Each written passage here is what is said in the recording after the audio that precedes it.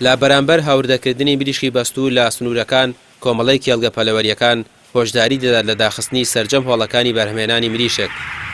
سەرڕای ئەوەی وەزارەتی کشت و کاڵ لە وەرزی پێگەیشتنی بەرهەمی ناوخۆ بڕیاری قەدەغەکردنی مریشکی بەستووی داوە، بەڵام کار بە بڕیارەکە ناکرێت و پەرلەمانتارێک ڕایگەیاندووە لە مەرزی باشماغ و ئیبراهیم خەلیلەوە مریشکی بەستوو بەردەوام هاوردە دەکرێت و کار بە نووسراوەکەی وەزارەتی کشت و کاڵ ناکرێت. بەڕاستی ئەمە شتێکی بێمەعنایە، شتێکی کارەساتە. لەلایەکدا تۆ حکومەتی هەرێمی کوردستان وەزارەتێک وەزیری کشت و کاڵ ساڵ و نیوەک 2 ساڵە مریشکی بەستووی مەمنوع کردو بە هەموو شێک بێتە ناو هەرێمی کوردستان. وەڵڵا ئەمە جێگای پێکەنی ناوێ تۆ لە مەرزێکەوە ڕێگایە دەی بە 400,000 تەن داخلی هەرێمی کوردستان بێ.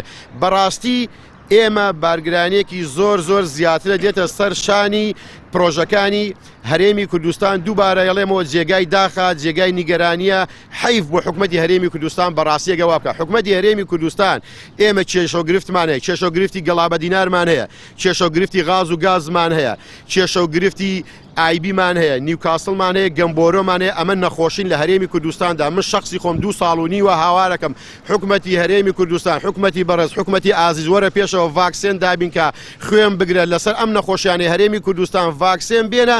ئێمە ناڵین بە بەلاش، ئێمە ئاڵین بە پارە ساڵانە 500 بۆ 600 ملیۆن دلار داهاتە دەبێت لە جیال بێ ئەمەمان بۆ بکە. دێ بارگرانێکی ترە خاتە سەر شامەنیان حکومەتی هەرێمی کوردستان وەڵڵاه جێ پێکەنی ناوێ. ئێمە 400 بۆ 500,000 هەلی کارمان ڕەخساندۆ لە هەرێمی کوردستاندا لە جیال بێت دەستخۆشیمان لێ بکە، لە جیال بێت کێشەوگرفتەکانمان بۆ حەلکە بارگرانێکی تری مریشکی بەستوو ئەخاتە سەر شانمان. کۆمەڵەی کێڵگە پەلەوەریەکان دەڵێن زیانی 40 ملیار دیناریان لێکەوتووە بەهۆی مریشکی بەستوو، گرانبوونی ئەڵەف و نرخی غازەوە. حکومەت هیچ کات ئاسانکاریان بۆ ناکات. ئەندامێکی لیژنەی کشت و کاڵ لە ئەنجومەنی پارێزگای سلێمانیش دەڵێت پێویستە وەزیری کشت و کاڵ بێتە ناو مەرزەکان و بزانێت کە کار بە نووسراوەکەی ناکرێت.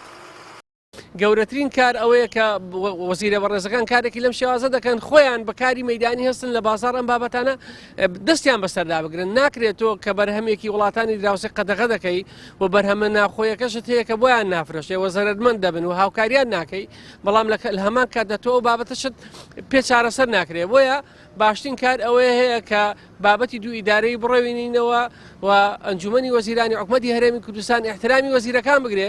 ئەوەیە کە کاتێک بڕیارێک دەردەکەنەوە بڕیارەوە خۆی جێبەجێ بکرێن، نەک لە پارێزگا و پارێزگایەکی تر کاری پێ نەکرێت. لە پاڵ کارنەکردن بەو نووسراوە بڕیاری وەزارەتی کشت و کاڵ مریشکی بەستوو سیمای دوو ئیدارەیشی تۆختر کردوتەوە. بەو پێی ئەو مریشکەی لە ئیبراهیم خەلیلەوە هاوردە دەکرێت لە سنووری سلێمانی ڕێگەی پێنادرێت بێتە سنووری ناوچەکانی ژێردەستی یەکێتیەوە. ئەوانەشی لە باشماغەوە داخڵ دەکرێت لە دێگەڵات دەگەڕێندرێتەوە. وەکو دەوترێت مریشکی خۆیان بۆ خۆیان، هی خۆشمان بۆ خۆمان. لەو نێوانەشدا زیانمەندی سەرەکی کێڵگە پەلەوەریە ناوخۆیەکانن. ڕامیار عوسمان، کەناڵی پێام، سلێمانی.